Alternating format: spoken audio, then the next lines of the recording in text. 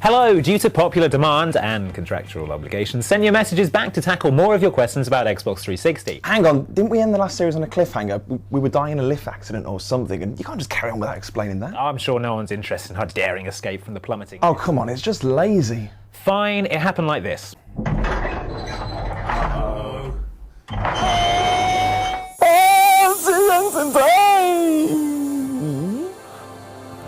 Andy, you saved us all.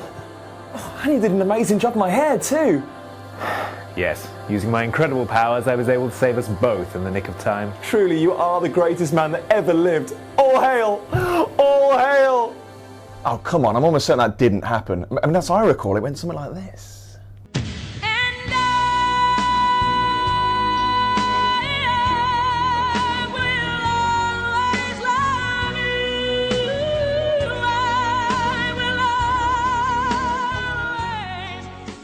Well, one of us is definitely right. Anyway, on to the first question. It's Stu4RT Kiss is asking if there's any more info on the new Batman game. He then helpfully puts the words Batman Arkham Asylum 2 in brackets so we know which one he's talking about. Oh, I thought he meant the new Batman romance simulator, Date Night. Only night spelled with a K and... Yeah, he doesn't, because you just made that up. So, Arkham Asylum 2, or Arkham City to give it its proper name. Are you sure you wouldn't like to hear about Date Night? I mean, I've got a product info sheet right here, and there's loads of amusing puns about, you know, identifying a girl's bat signals or using your batarang. No. So, Arkham City is set a year after the events of Arkham Asylum. Quincy Sharp, the Warden of Arkham, has taken all of the credit for Batman stopping the Joker in the first game and has used the surge of public support to become Mayor of Gotham. Oh, just like Boris Johnson did in London.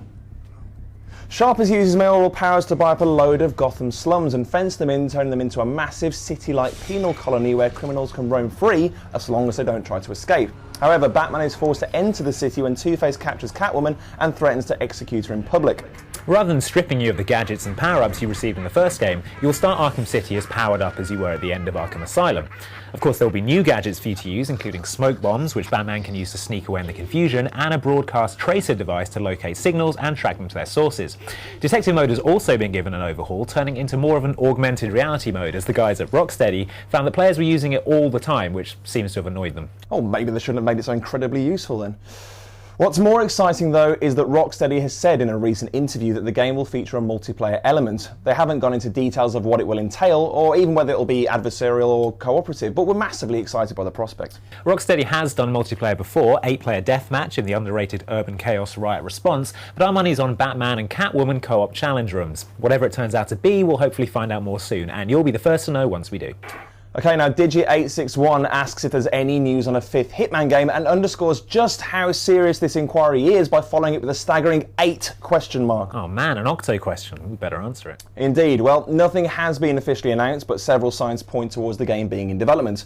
It's shown up on 3 hastily altered CVs of IO Interactive staff on networking site LinkedIn for one. Then there's the matter of Agent 47's voice actor mentioning it in 2 separate interviews with website The Gaming Liberty. And finally, there's some concept art that's rumoured to be for the game doing the rounds that hints at a Christmas 2011 release. Also, it's obviously going to happen, obviously. Even a lamb knows that. Even a lamb, yes. However, IO is also rumoured to have laid off up to 35 employees recently and cancelled an unnamed project. So who knows what's going on. Not a lamb, that's for certain. Probably best to chalk this up as a maybe, but if anything else shows up, we'll be sure to let you know. Now, XXBMFVXX Heart obviously wasn't paying that much attention to the original Dead Space, as he seems to think he'll turn into a necromorph if we don't answer his question about Dead Space 2. Yeah, everyone knows you only turn into a necromorph if you're near an alien marker which contains an organism that infests dead bodies. Yeah, everyone knows. Wait, what? How near? Well, say if you're on the same spaceship as one. What, so if you were using one, say, a coffee table? That would probably count, yeah. Well, I got a chance to check out the game's multiplayer recently. The best way to think of it is like Left 4 Dead's multiplayer, in that you have a team of player-controlled humans taking on a team of player-controlled monsters. It's not a straight deathmatch though. The humans are given a specific objective and the necromorphs has to stop them from achieving their objective in typical necromorph style. Coherent, well-reasoned point-counterpoint argument? Well, yes, if by that you're cryptically referring to messy dismemberment and brain egg laying. Oh. There are 4 necromorphs to choose from, each with specific strengths and weaknesses. There's a Spitter who spits acid at his foes, the Pack, a gang of scary dead babies that can overwhelm through numbers, the Lurker, who can climb on walls and deal out hefty melee damage, and the Puker, who, well, pukes copiously. Savoury. Hopefully playing as a human will still have appeal though. There's a hefty selection of weaponry drawn from a single player game for you to strategically dismember your friends with, and humans have the ability to heal themselves and teammates to even out the odds a little. The game also makes you switch sides every round to keep things balanced. From the brief bit of the multiplayer I played, it also looks like there's an experience point system in place, letting you unlock more weapons and perks for each side the more you play. Dead Space 2's multiplayer is already shaping up to be a very impressive addition to an already stellar looking game. Definitely one to keep an eye on, kids. Mark Davies has been after some LA Noire info for a while, and with good reason. It's from Rockstar, the guys behind Grand Theft Auto and Red Dead Redemption. It's set in 1940s LA, which will be awesome, and we haven't heard anything about it for 4 freaking years. Well, Rockstar has finally released a trailer for the game, and it looks frankly astonishing, containing some of the best facial mocapping and lip syncing we've ever seen. Check it out. The case that makes you, and the case that breaks you. LAPD, could we have a word? Case they never solve, the one that keeps you awake at night. You shot a man in cold blood. You're going to have to pay for that.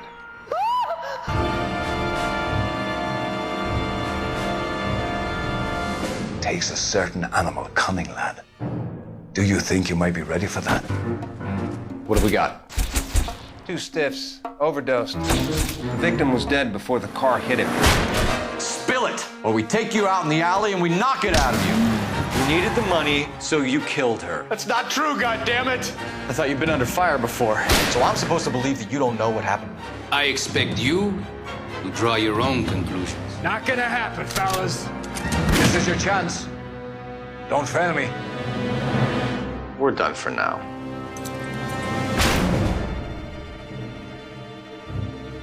The trailer says it's out in spring 2011, so hopefully not long to wait now, Noirheads. Noirheads? Yes, Noirheads. Tom Wilson probably isn't the guy who played Biff Tannen in Back to the Future, but will continue pretending he is because life's more fun that way. Tom took a break from bullying Michael J. Fox because he just can't let go of former glories to join the chorus of people asking us whether Bethesda is planning to release an add-on or patch for the rather unstable Fallout New Vegas. Now, New Vegas is nothing short of a stellar return to Fallout's dystopian vision of the future, but frankly it's more partial to hanging than a 17th century judge and corrupt saves like a bribed goalkeeper. Fortunately, Bethesda and Obsidian aren't sticking their fingers in their ears and going la la la la la la because they're a lot more professional than I am. Yeah, that reminds me, you got that tenor you owe me. La la la la la la la la la. Every time. You're a child, La you know. la la la. I can't hear you. La la la la. Never again, you hear me? Never. Right. Tom, the good news is that the first add-on for New Vegas has been revealed. Called Dead Money, it casts you as an imprisoned New Vegas resident who teams up with 3 other Wastelanders to recover the legendary treasure of the Sierra Madre Casino. It's scheduled to hit Game Marketplace on 21st of December and will set you back 800 Microsoft points. Which is all very well and good, but what are the game's notorious instability? Addressing New Vegas owners the world over on its official site, Bethesda had this to say on the matter. We've come up with solutions for the Xbox 360 save issue folks are reporting, along with a number of other issues being reported. We're currently running final testing and certification on a comprehensive patch, so we'll have something available in the coming weeks. When we have more details, we'll let you know. We're also looking into the issues people are experiencing with the pre-order DLC, including not being able to access the content. Now that whole "we'll let you know" bit means no date has been confirmed for the patch yet, but at least we're one step closer to a fail-free Fallout experience. Experience, rubbish, it's not even a word. La la la la la la la la la la la la la. David Serrano is a kind of dry-cured Spanish jamon who is generally served raw in thin slices. I think you're thinking of Serrano ham. Oh, who's David Serrano then? He's the guy asking if there'll be a Fight Night Round 5. Oh, yeah. Yes, there will be. It's called Fight Night Champion, and we caught up with the game's producer recently to chat about what's new in the world of punching people in the face and body. So in your presentation earlier, you spoke about refining your craft. How are you going about doing that in Fight Night Champion? Short answer, in every way we possibly can. But as it relates to core gameplay, adding a lot of new wrinkles to try and make the game more authentic, more realistic, and more accessible to every user. One of the big things is the one-punch KOs. Essentially, looking at the physical information of every single punch, the speed with which it lands, the angle at which it lands, and where it lands on the opponent's face. And if it lands in the right spot, at the right time, with the right force, one-punch KO, and it's good night, Irene. And essentially, that's a new system for analog punching with the sticks that we think is the most accessible and easiest to use analog punching system to date, and also has a lot more punch variety in game for every single boxer. Gary Pemberton is over on our Facebook wall asking if there's going to be any DLC for Fable 3. Well, good news, Gary Pemberton, off of Facebook. There will be, and it's out on Tuesday. Yep, called the Understone Quest Pack. It's got 3 new quests in it, all taking place in an underground town that's apparently bustling with new houses and stores to own, novel creatures to battle, and a major mystery to solve. And that's not all. There's also a new haircut pack containing cornrows, afro, and asymmetrical bob styles. Who's asymmetrical Bob? It doesn't say, but he sounds pretty unbalanced. You can also get a potion for your dog that, quote, gives your canine companion the full 5-star ability for digging, diving, and tracking down hidden chests right from the start. And probably a lovely glossy coat too, I expect. Plus, there's also a Reaver Industries hero outfit on the way and a colourful dye pack that includes black, cream, hot pink, and turquoise dyes. I'm most looking forward to the colourful dye pack. Yeah, you would. And that's it for this week's show. Remember, your questions are the T-virus to our show's innocent lab researcher DNA, so send your queries to the gamertag SentUAMessage. Email us on sentuamessage@hotmail.com. Tweet us at SentUAMessage. Write on our Facebook wall at facebook.com/sentuamessage. Or tattoo your question backwards onto your knuckles and take to the streets to rescue the president from ninjas, leaving your question imprinted on the faces of hundreds of thugs, mini-bosses and robot gorillas in your quest for justice. One of the first 4 is probably easier. We'll see you next week, folks.